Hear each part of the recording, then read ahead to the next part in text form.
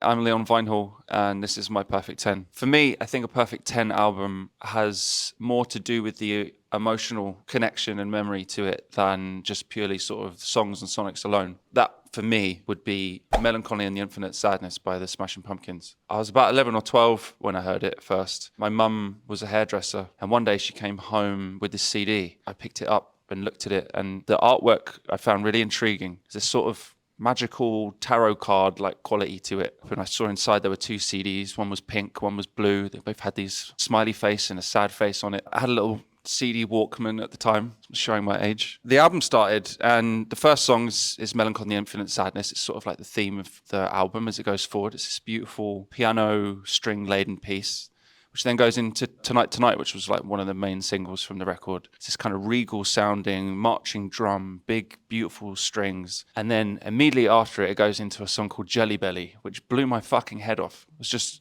heavy, relentless. It was like a bulldozer. And I listened to the whole thing and I kind of became obsessed with it. It's a double album, so it's like 2 hours long over 2 discs, which the hubris to do that of a band that were at their level at the time that they put out the album, kind of have to respect that. The record's got such a diverse palette of songs and styles. There's the sort of like obvious bangers on there like 1979 and Bullet with Butterfly Wings that they're, most famous for, but they're sat alongside these songs like XYU, which just sounds like a band possessed and going like absolutely feral, screeching and like nasal, and like a kid of that age I was kind of like terrified listening to it, but I loved it. But then also alongside that there's like these really beautiful pieces like To Forgive, Lily, these really like soft and beautifully written pieces of music. And it just sort of imbued this sense on me of world building and left turns, and